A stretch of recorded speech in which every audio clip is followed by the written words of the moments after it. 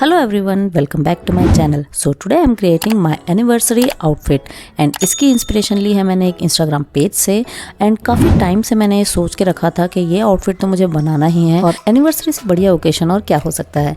And मेरा birthday भी just next day है। दोनों ओकेशन को सेलिब्रेट करने के लिए मैंने ये आउटफिट चुना। As May month is so hot, so कोई हैवी आउटफिट नहीं बनाना चाहती थी मैं, सो इसलिए मैंने ये सोचा ये cool comfy breezy outfit create करने का। And I must tell you this is the most comfortable, stylish and elegant outfit I have made so far. So without further ado let's dive into its tutorial. इसके लिए मैंने लिया है rayon fabric 3 metres और red taffeta silk fabric 1 metre and total cost इसकी पड़ी है 460 rupees. Although इसके बाद मुझे फील हुआ कि मुझे इसके अंदर लाइनिंग भी लगानी चाहिए थी बिकॉज ये काफी ट्रांजी दिख रहा था पहनने के बाद। मे बी वो नाइट की लाइट की वजह से ऐसा दिख रहा होगा। सो इसमें आप लाइनिंग भी एड ऑन कर सकते हैं, मैंने यहाँ पर नहीं किया है। सो सबसे पहले तो मैंने फैब्रिक को 4 फोल्ड में किया है और मैं इसका फ्लेयर सबसे पहले निकाल रही हूँ। मेजरमेंट आप मैंने स्क्रीन पे दे दिया है एंड इसका लेंथ मैंने 33 इंचेस रखा है, विड्थ वेस्ट एरिया से 10 इंचेस है और 2 इंच एक्स्ट्रा मार्जिन का रखा है मैंने। सो इस तरीके से ये फ्लेयर पार्ट पूरा कट हो गया है एंड देन टॉप से जो जॉइंट लगा था उसको हम सेंटर से 2 सेपरेट पार्ट में कर देंगे। सो इसे कट करने के बाद जो साइड से फैब्रिक बच गया था उससे मैंने बेल्ट कट की है। सो मैंने इसे डबल फोल्ड करके रखा हुआ है। सेंटर से यहाँ पर 4 इंच विड्थ लिया और लेंथ यहाँ पर 13 है। सो डबल फोल्ड ओपन करने के बाद ये 26 इंचेस हो जाएगा। इसी टाइप के हमें 2 पीसेस कट करने हैं for each part. So overall 4 pieces cut करने हैं। अब यहाँ पर मैं बॉडीज पार्ट कट कर रही हूँ। सो इसके लिए मैंने अगेन 4 फोल्ड किया हुआ है। ये बंद साइड है और ये मेरी वाली साइड ओपन साइड है। सो यहाँ पर ये मैंने लेंथ लिया है 15 इंचेस और यहाँ पर अगेन मैं इक्वल करने के बाद मैंने स्केल आउट किया है उसको। एंड देन इसके बाद जो इसकी विड्थ है जो मैं काउल क्रिएट करने वाली हूँ वो 22 इंचेस की है और स्लीव्स यहाँ पर रखी है मैंने 6 इंचेस और यहाँ पर जो वेस्ट वाली मार्किंग है वो है 17 इंचेस। एक्चुअल में 16 इंचेस है बट 1 इंच फॉर मार्जिन। सो इस तरीके से इसे कट ऑफ करेंगे और वेस्ट यहाँ पर कम रहेगी और शोल्डर ज़्यादा रहेगा बिकॉज उसी से वो काउल जैसा लुक क्रिएट होगा जो मैं यहाँ पर बनाने वाली हूँ। और यहाँ पर स्लीव्स को मैंने हल्का सा राउंड शेप दिया है एंड यहाँ पर मैं फ्रंट और बैक नेक की मार्किंग कर रही हूँ। तो फ्रंट नेक का डेप्थ रखा है मैंने 10 इंचेस और विड्थ यहाँ पर रखी है मैंने 2.5 इंचेस।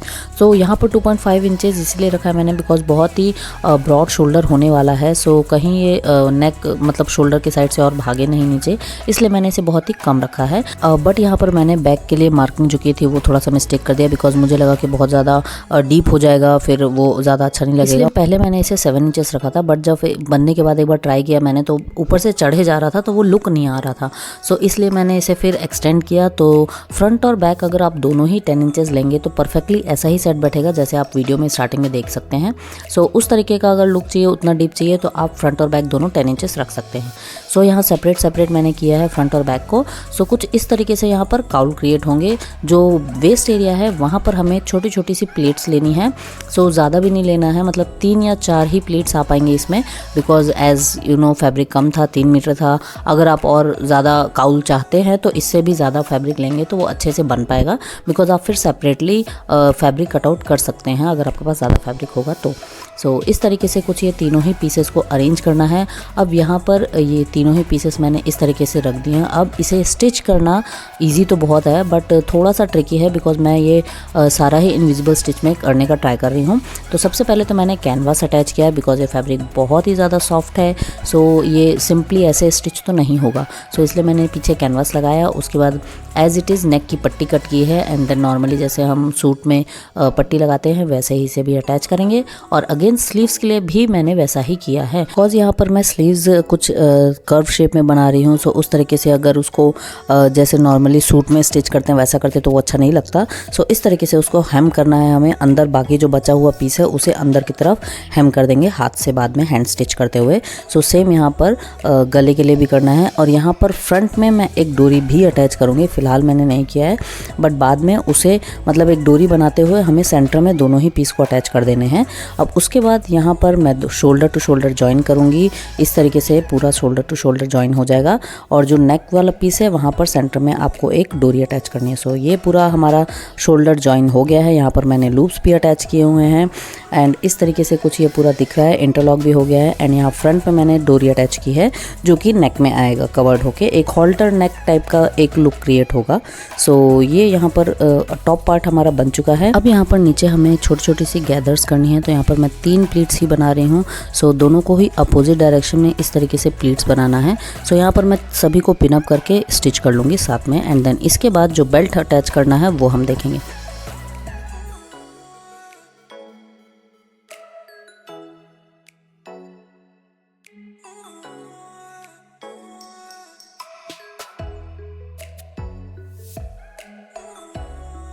तो यहाँ पर पूरे में स्टिच लग चुकी है। अब यहाँ पर जो बेल्ट लगानी है वो मैंने अकॉर्डिंग टू साइज़ यहाँ पर रखी है। मीन्स जो बेल्ट का सेंटर पॉइंट आ रहा है वो आपको मेजर करना है अपनी बॉडी पे, आपको कहाँ पर चाहिए। तो मैंने अपनी बॉडी पे मेजर किया कि वो जो सेंटर पॉइंट है, जो आर्क बन रहा है, वो कहाँ पर आना चाहिए और साइड की बेल्ट कहाँ पर होनी चाहिए। सो उसके अकॉर्डिंग मैंने इतना ऊपर उसे मार्क किया है, अदरवाइज़ बहुत ही ज़्यादा नीचे चले जाता और वो मेरे वेस्ट में आता तो वो अच्छा नहीं देखता।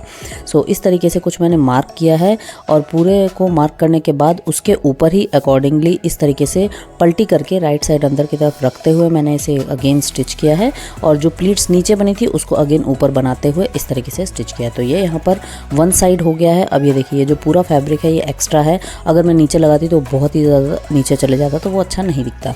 सो इस तरीके से अब इसे मैं इनविजिबल स्टिच में बनाने वाली हूँ। तो मैं चाहती हूँ कि दोनों बेल्ट जो है वो दोनों ही साइड से इनविजिबल दिखे। सो एक तरफ से तो हमने ये कर दिया और दूसरी तरफ से मैंने पिनअप इसे कर दिया है। सो इस तरीके से कुछ इसे अटैच करेंगे। सो यहाँ पर ये देखिए, उल्टा रखना है और उल्टे साइड से ही इसे भी स्टिच करेंगे। सो इस तरीके से दोनों ही बेल्ट को एक साथ पिनअप करते हुए साइड बाय साइड जहाँ पहले स्टिच लगी थी उसी से एकदम सटाते हुए हमें दूसरे साइड भी स्टिच लगानी है। सो दोनों ही अंदर की तरफ करते हुए करना है। सो ये अभी उल्टी साइड पे पड़ रहा है, तो यहाँ पर जो स्टिच लगेगा जब वो पलटी होगा तो जो अंदर का जो फैब्रिक है, जो हमारा पूरा एक्स्ट्रा जो बचा हुआ था उसे मैं कट कर लूँगी। अब उसकी ज़रूरत नहीं है बिकॉज हमने अपना मेजर कर लिया है। सो ये फ्रंट के साइड, ये सॉरी अंदर के साइड है, रॉन्ग साइड है और ये फ्रंट के साइड है। सो दोनों ही पार्ट में, अंदर हो चाहे बाहर, दोनों ही बहुत अच्छा फिनिश लुक आ रहा है इनविजिबल स्टिच के चलते। सो यहाँ पर इस तरीके से अब इसे भी इनविजिबल स्टिच में करना है। सो इसे भी हम उसी तरीके से स्टिच करेंगे जैसे हमने बेल्ट को स्टिच किया है। सो सबसे पहले तो एक साइड स्टिच करेंगे एंड देन पलटी करते हुए दूसरे साइड को स्टिच करेंगे। तो यहाँ पर मैंने एक साइड को स्टिच कर लिया है जो बाहर की साइड है। अब अंदर की साइड से इस तरीके से इनफोल्ड करते हुए टॉप स्टिच लगाएंगे। सो एकदम किनारे किनारे की स्टिच लगानी है। सो ये हमें करना है जो राइट साइड जो बाहर की तरफ दिखेगा उसको ऊपर रखते हुए, ताकि जो स्टिच जाए वो एकदम फिनिश्ड लुक के साथ। यहाँ पर देखिए एकदम एक स्टिच लगा है बट वो बहुत ही ज़्यादा क्लीन लुक आ रहा है बिकॉज रॉन्ग साइड को हमने अंदर की तरफ रखा था। सो इस तरीके से आप सेकंड फ्लेयर को भी उसी तरीके से अटैच कर लेंगे और उसके बाद यहाँ पर हमें सिर्फ और सिर्फ साइड स्टिच लगानी है। सो यहाँ पर अपने मेजरमेंट के अकॉर्डिंग मैंने यहाँ पर साइड स्टिच लगाई है और ये थोड़ा लूज़ ही रहता है, ये फिटिंग नहीं होता है। तो जितना भी आपने फैब्रिक एक्स्ट्रा कट किया था उसके अकॉर्डिंग ही मार्क करेंगे। अब यहाँ पर मैं बनाने जा रही हूँ नीचे का जो फ्लावर है, जो जिसके लिए हमने रेड फैब्रिक लिया था। तो उसके लिए सबसे पहले मेजर करके कि कितना मुझे लीफ चाहिए, कितना क्या पैटर्न चाहिए। अप्रॉक्सीमेटली ये 10 to 11 इंचेस लॉन्ग रखा है मैंने और 3 to 4 इंचेस वाइड रखा है। आपकी अकॉर्डिंग टू आपकी नीड है कि आपको कैसा रखना है, सो उसके अकॉर्डिंग आप रख सकते हैं।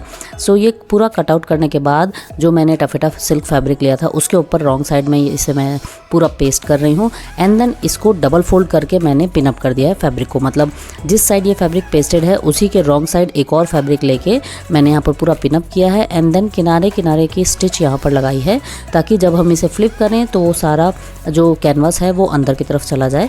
सो यहाँ पर इस तरीके से 3 साइड्स ही हमें स्टिच करने हैं, ऊपर के 2 पेटल्स को हमें स्टिच नहीं करना है। ये मैं अपनी गलतियों से बता रही हूँ बिकॉज यहाँ पर मैंने बहुत ही एकदम क्लीन शेप देते हुए मैंने इस तरीके से पूरा कटआउट कर लिया और जब इसे फ्लिप करने की बारी आई तो 2 पेटल होने के बाद तीसरा तो हो ही नहीं रहा था। तो अनफॉर्चुनेटली मुझे ये पूरा फैब्रिक वेस्ट हो गया मेरा एंड आई गेस इसका रीज़न ये था कि मैंने बहुत ही शार्प इसे कट कर लिया था, उतना शार्प कट नहीं करना था। सो अगेन मैंने इसे कटआउट किया दूसरे फैब्रिक में, मतलब फैब्रिक तो वेस्ट हुआ ही but I learn a lesson. So इस तरीके से 3 पेटल को ही मैंने यहाँ पर डबल फ्लिप किया है एंड सेंटर से उसको फोल्ड कर दिया है एंड देन अब इसके बाद मैंने यहाँ पर शार्प कट नहीं रखा है, कुछ वी शेप का कट रखा है जिससे कि फोल्ड करने में ईजी हो। तो लिटरली ये ईजिली फोल्ड हो गया। सो यहाँ पर देखिए 3 पूरा कवर्ड है, यहाँ सेंटर से मैंने फोल्ड कर दिया है और जो ऊपर के 2 वाले पेटल्स हैं वो जितना मैंने एक्स्ट्रा मार्जिन रखा था उसे इस तरीके से मैंने इनफोल्ड करके उसमें स्टिच लगा लेंगे। सो इस तरीके से यहाँ पर स्टिच लगाएंगे और जो साइड के दोनों पेटल्स हैं उसे फैब्रिक में अटैच कर देंगे कॉर्नर टू कॉर्नर। सो इस तरीके से यहाँ पर टॉप स्टिच लग गया है। अब इसे हल्का सा डेकोरेट करने के लिए मैंने यहाँ पर लिए हैं पाइप मोती। सो ये डिज़ाइन में नहीं था एक्चुअल डिज़ाइन में बट आई थॉट कि बहुत ही ज़्यादा सिंपल हो रहा है, मीन्स थोड़ा सा कुछ ग्लिटरी या कुछ ऐसा फ़न एलिमेंट इसमें होना चाहिए। सो इसलिए मैंने सोचा कि इसे ऐड ऑन करते हैं। So you can see this is so much of hard work. मैंने बल्कि ये 4x स्पीड पे आपको शो कर रही हूँ तो भी इतना स्लो लग रहा है। मतलब hand work are the most toughest thing to do. तो इस बीड्स को लगाने में ही मुझे काफ़ी टाइम लग गया। But finally I love the outcome. So इसके बाद पूरा आउटफिट बनने के बाद मुझे कुछ मिसिंग लग रहा था, तो मैंने सोचा क्यों ना इसमें पॉकेट्स लगाई जाए, because an outfit becomes much more lovable when it has pockets in it. So इस तरीके का मैंने कुछ शेप कट किया पॉकेट का, एंड सारा तीनों साइड से मैंने इसे इंटरलॉक किया है एंड दो साइड से इसे ओपन रखा है हाफ इंच। तो इसके बाद जो मेन फैब्रिक था मैंने पहले तो नहीं लगाया था वहाँ पर, तो उसके बाद मैंने जो जहाँ पर भी मुझे अटैच करना था पहले मैंने मेजर किया, एंड देन उसके बाद मेन फैब्रिक पे वहाँ उस स्टिच को ओपन किया है, एंड देन इसके बाद इसे इस तरीके से स्टिच किया। तो सबसे पहले तो इसे इन्वर्ट कर लेंगे, रॉन्ग साइड पे मैंने इसे पूरा इंटरलॉक किया था, सो इस तरीके से इसे राइट साइड की तरफ लाएंगे, एंड जो ये जो हाफ इंच का जो गैप है वो मैंने छोड़ा हुआ है तो उसे स्टिच करेंगे मेन फैब्रिक पे। इसका ज़्यादा डिटेल वीडियो मैंने नहीं बनाया है, बिकॉज मैं खुद पहली बार ट्राई करी थी, मुझे भी ट्रायल एंड एरर मेथड से ही पता चला कि किस तरीके से अटैच होगा। सो कई बार मैंने इसे खोला, कई बार फिर से लगाया। So when I am not perfect then how can I show you, है ना। तो मुझे भी ये थोड़ा बहुत इधर उधर करके ही समझ में आया।